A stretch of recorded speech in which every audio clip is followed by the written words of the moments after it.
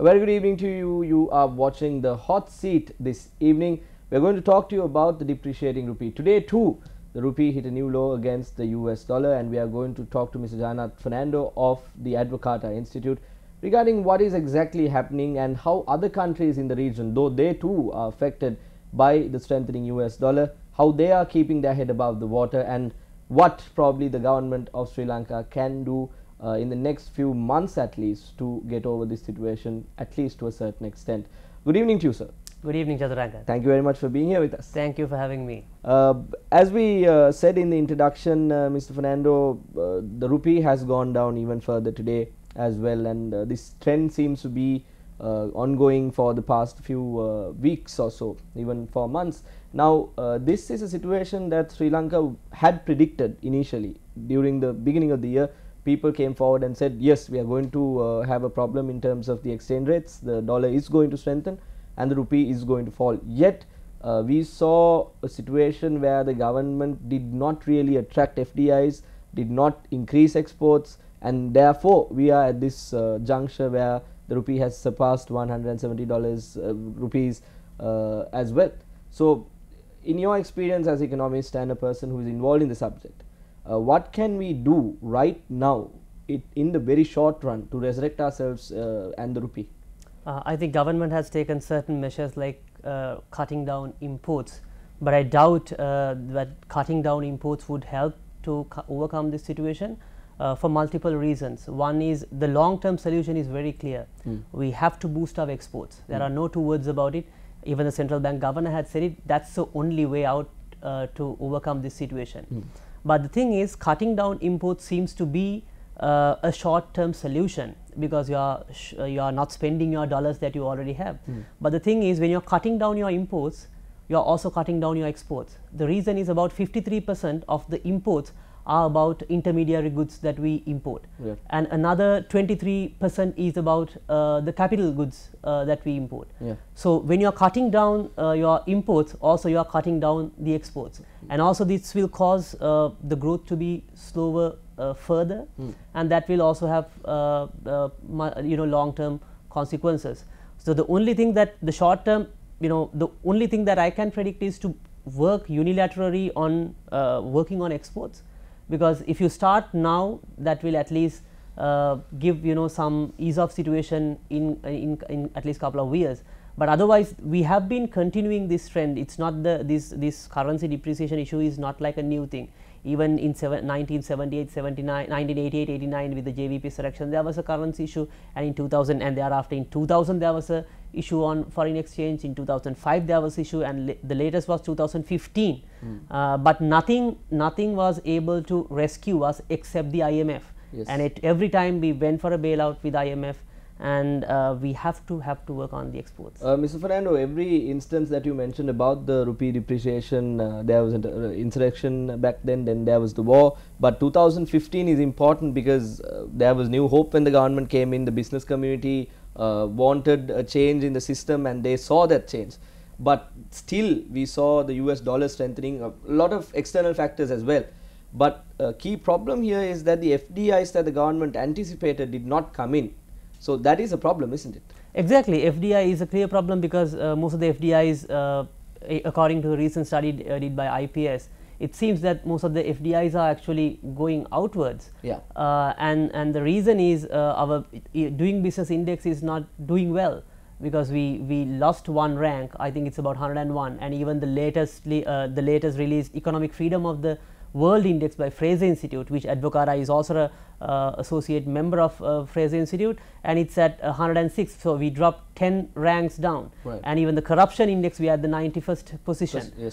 So, in everything we are not, the reforms that expected for foreigner to come and invest is not working on our side. The reforms needs to happen, otherwise this is not going to be sustained. Mr. Fernando, another important point that you raised was the export, and exports need to be developed in the future. But if you take a look at the stance of the government when it comes to exports, we see the exporters not getting any benefits in Sri Lanka. When you compare them, you get the taxes imposed on them, cess, all of these taxes being imposed, but actually exports are not in any way encouraged in the country, though the government comes forward and says yes, we need exports, this is how we plan on doing it. There is an export policy everyone is talking about, but in terms of the groundwork, the exporters are not encouraged. Are they encouraged? No, they are not really, because even if you look at for someone to start a business, I mean export business, he or she has to wait about 7 to 10 weeks, and he has to go through about 10 steps with 6 institutes, from registering a business, and that's of course not enhancing the exporter to start exporting. On the other hand, our innovation side is very weak. For the last 15 years we have only added about 7 HS codes into the export basket, but on the other hand, places like China, they have added about 76. As you mentioned, to overcome the currency crisis, places like Vietnam, they have added about 70, Philippines about 11, Thailand is about another 76 or 70. So there are innovations, and the additions to the export basket, it's continuously diversifying. But we as Sri Lankans has only added 7. And on the other hand, in terms of innovations, if you look at the number of patents that we have registered for the last year is about 283, and it's not at all a satisfactory number, given the population, because places like China is in millions, but of course their population is high, but even being a 21 million country, it's not at all satisfactory, and we are not endorsing the innovation because we are cutting down the competition. The more you cut down the competition, you can't expect the innovation to happen. Mr. Fernando, interesting point there. We also see recently the government coming forward and amending the tax and the finance act. They said if you are an entrepreneur starting a new company, a 30,000 annual fee will be imposed on you for the company that you maintain. So when things like this happen, as you mentioned, there won't be innovation, because the people will think if even we don't have a profit, we will have a 30,000 rupee tax on us. So people won't go into that end because they might be afraid. So what the government wants and what the government does are two different things. Exactly, they are going in two different directions. I think the important thing is to boost exports, that you have to ease off the doing business index. You know, you should be able to do business very easily. So to do that, you have to have sort of a free environment where the people could be innovative and do and add value to what they do, and that's the only way out. Cutting down competition is not also the way out, because you are trying to protect them. We're not going to help them in competing in the global markets, because ultimately you are competing in the global market. It's across every profession, every industry. It's no longer an island economy. You have to compete, and it's the only way out would be like the hard work and free exchange. That's what as a policy think tank also advocates, and that's the only solution that I see for the moment for Sri Lanka to move forward. Mr. Fernando, another point is when you take a look at this rupee crisis, the rupee going down day by day. Last week we saw it happening. 3 days the rupee went down by 3 rupees. But once again, when it comes to this whole factor, the countries that are around us, India is affected, Pakistan is affected, South Asia as a region is affected. Yet we also see countries, as you mentioned, Vietnam, countries trying to raise their head above the water and trying to stay above the situation. And we also see, as you mentioned, direct investments going out, foreign direct investments going out of the country and going to places like Vietnam and Bangladesh. So this is again going to create problems for us, because in the past year, even though the governor of the central bank came forward and said this is how much we are going to get, have we actually reached the target of FDIs in the country? No, because the government to reach their target is, if I remember right, in 2025 about 5 billion foreign direct investment, but which is at the moment about 700 to 800 million US dollars. So which is not at all satisfactory, and I don't think by 2025 at this rate it's gonna be possible, to be very honest, in some of realistic measures. On the other hand, what the other problem is, we have to pay a massive debt repayment next year, and we need dollars to do that. Unlike other, it's also, there are also misperceptions where because of the rupee depreciation, it's not going like the economy is going to collapse. But it's also important because we have like a massive, we are already under an IMF bailout program from 2015, and on top of that we have a huge massive payment, a loan payment to be done in next year, and there will be elections starting from next year. So our context comparatively to other countries is not in a good wicket for us to play. So that's the problem. That's why the reforms are important. And I think any government, it's the business community who drives this, and also cutting down the extravagant wastage, which is also happening across everywhere. And even the government, though they cutting down imports, as you know, they first started with cutting down the imports of vehicles for MPs and the government workers, but all the MPs have already brought their vehicles in. And if you remember, in I think 2018. Earlier it was 10-year frequency that you can have a vehicle permit, and now they brought it down for 5 years. Right. So every 5 years now you can import a vehicle. So that's another problem. And on the other hand, I don't think it's fair where the ministers and even the government workers, they are getting the vehicle permit and they are selling it in the open market. It doesn't make any sense. It's like they are collecting your tax money and my tax money, and they are selling it back to the market. And I don't think in under any ethical circumstances that can be accepted. That's a legal problem as well. That's a legal problem as well. But you know that is not at all acceptable given the situation. And we all are on a hot seat. Definitely. And they are spending money like nothing. And again they are trying to cut down the imports, which again comprised of most of the items are in the intermediary and the capital goods. So which is also not making any sense. Mr. Fernando, with that we have to go into a short commercial break. Mr. Fernando has brought us to an interesting place. When we come back, we'll talk about tightening our belts as said by certain ministers during the past week. Stay with us, you're watching The Hot Seat.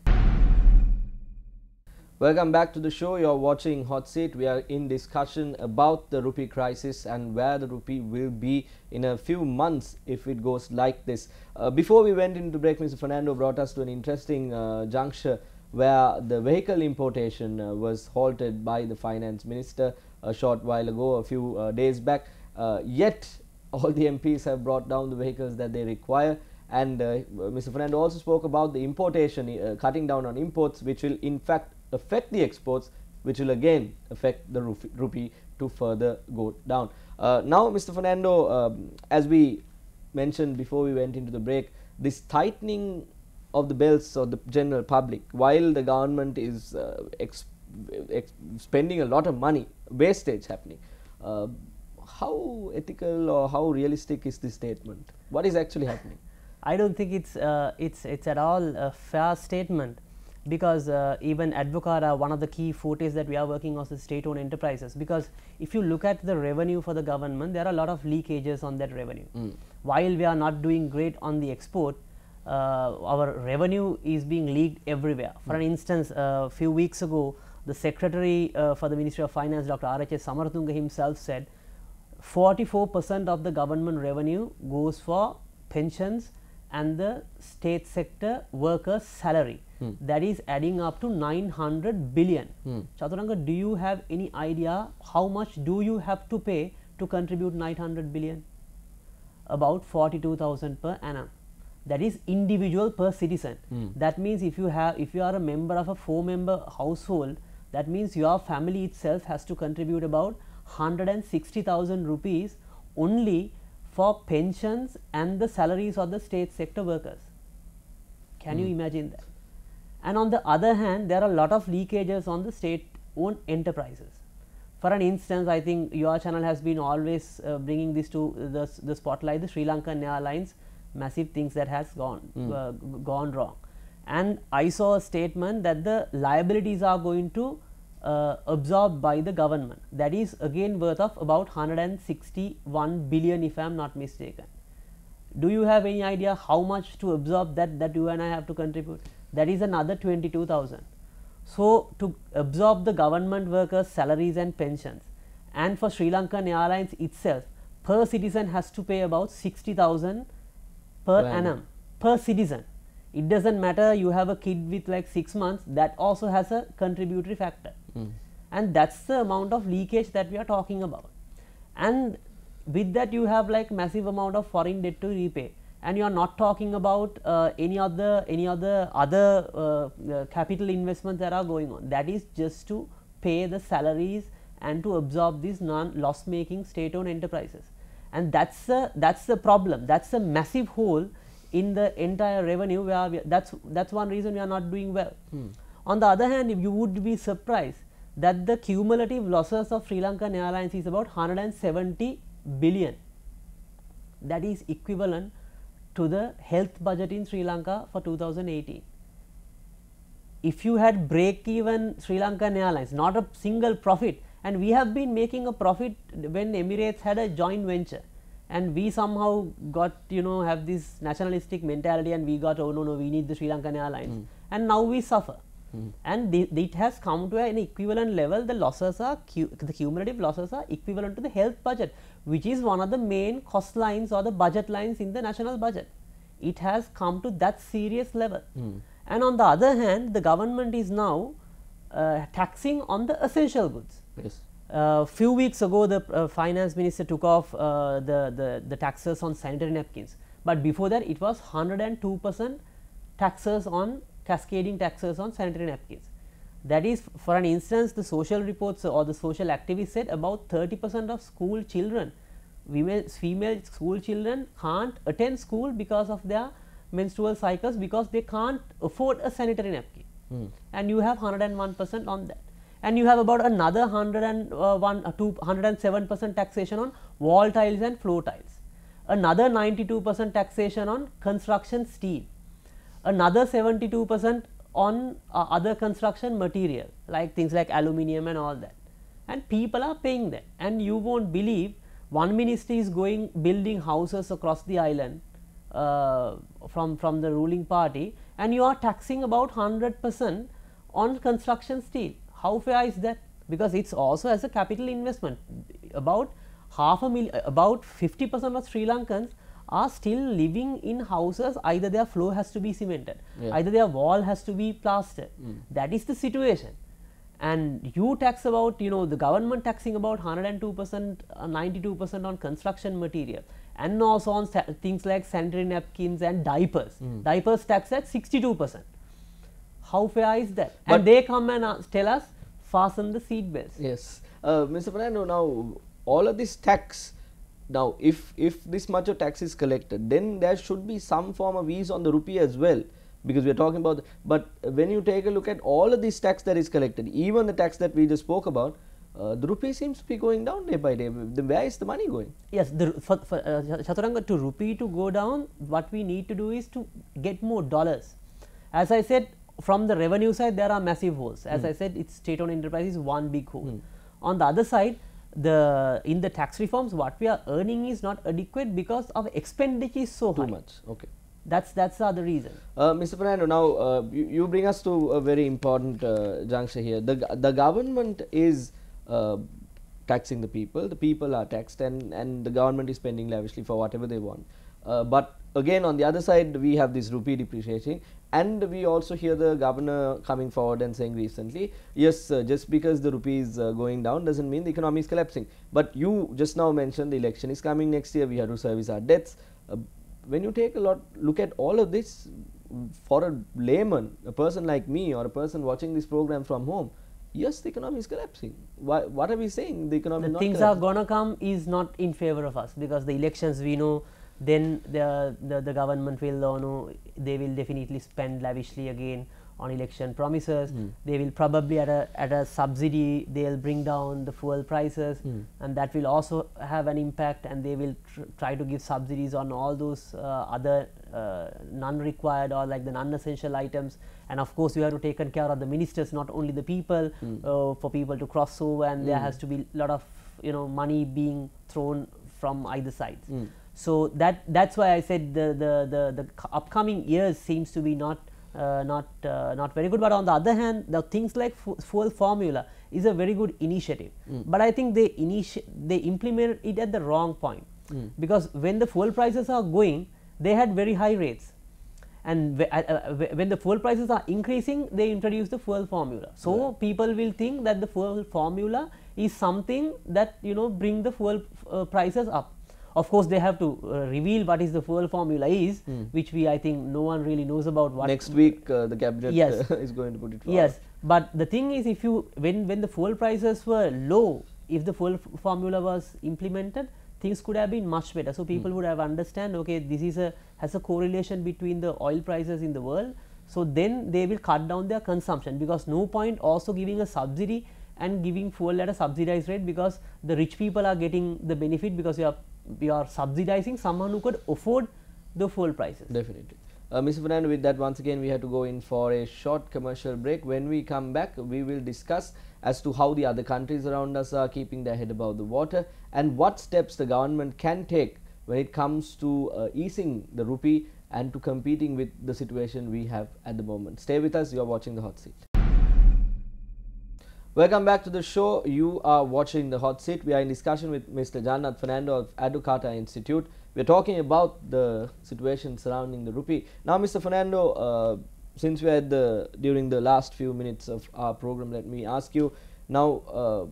Some people say when the rupee goes down, the people who are involved in the export industry are benefited, because they earn more money through this rupee going down, because they deal with dollars. Is there a truth to this statement? There is a truth, because even the remittances, those who are exporting, they will earn more money. That's truth in that. But on the other hand, as I explained, when you have like cutting imports, that will also add to the exporters' cost. That's the other side of the story. And we also have a situation in Sri Lanka where we import value add and then export. So exactly. So there is a problem there as well. There is a problem there as well. On the other hand, I think what we have to do is bringing more competition in. I think there's also a mentality where we have to, the government has to be protected every industry. That is not possible at all. And even when we are moving towards the free trade agreements, I see a lot of resistance from the professional groups, but I don't want to comment on the free trade agreements because I haven't studied it, and I don't know whether there are under the table deals on those free trade agreements. But on the other hand, when you have free trade agreements, what can happen is, because your import cost is going down, if you are importing about 52%, 58% intermediary goods, so when you have a cost down in your imports, that will also boost your exports. But of course, the terms and the conditions has to be negotiated properly. But also, as people and as a country, we have to be open and be competitive, because there is no way without competing to come out over this problem, because we are going on the other direction if we want to get protected, and protecting on the tax concessions is not the way forward for sure. Mr. Fernando, once again, when we take a look at this whole situation, if you can give me a prediction as to where we will be in the next few months, at least in the 6 months. People say by the end of this year we might reach 200 rupees for a dollar. People say we might go beyond that, but no one seems to be saying no, we'll go back because we have this much of money coming in. No one seems to be positive towards this. If you can give me a prediction as to forecast, if I may call it that I think is the right word, as to what will happen to the rupee. I can't give like a numerical figure this would be happen, but for the moment, according to the central bank reports, it says they have about 7.7 billion reserves, dollar reserves, and even a few, I think last month or few weeks ago, they released about $184 to stabilize the rupee. So I'm not sure how they are going to fasten the monetary policy in this context, but I have a feeling given the US dollar getting strengthened, and given the trade tensions between US and China, and also US and Iran, this situation will continue till the first quarter of next year. But as I said, then we are hitting for the election cycle, and we have to consciously make financial decisions. But on a long term thing, I can tell you one thing. Now we are growing at about 4% rate, and that is, of course, I have to break a bad news. The bad news is, if you are growing at a 4% rate, to reach where Malaysia is today, if you grow at a 4% rate, it will be 2038. To reach where Singapore is today, and average we have been growing at 4%, though we had like 8%, 7% spikes, average we have been growing at 4%, and it would be in 2080 that we reach level of Singapore, where the level of Singapore today will reach in 2080. Even if we achieve about a 6% sustained rate, it would be about 2030 to reach where the Malaysia is today, and about 2060 to reach where Singapore is today. Even regardless of this crisis situation, even if we grow at a 6% sustainable rate, that is the situation. So it is in a way for the young people it's not indeed favorable, but ultimately that's the sad truth, Chaturanga.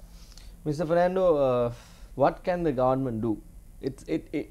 Does it always have to be doom and gloom? What can the government do at least to resurrect the rupee and the economy, at least to a certain degree, in the next few I weeks, think months? though it is not the popular decision, the government has to limit the size of the government, because at the moment That I think is the popular that's what people want. Exactly, people want more government jobs and they want to expand the government sector. Already there are about 1.5 million government workers, and I saw the Prime Minister has again trying to recruit about another 20,000 graduates, Yes. which I think completely unnecessary. And we are expanding and ballooning the government sector will worsen the situation. And I think in long run we have to limit the size of the government and provide more space for private entities to do business. But it doesn't mean the private sector is also at like very high efficiency levels. There are a lot of loopholes in the private sector, but compared to government sector, of course private sector is a little better. So what we have to do is shrink the government sector, because this with the again the salary hike the government gave with 10,000 rupees, it's not affordable for a country like us. Though it's like popular, though the politicians can come on stage and say, you know, we gave 10,000 rupees and your income has gone up, and it is not reflecting in the economy and the world. And I think it's everyone who is living in this country is experiencing that.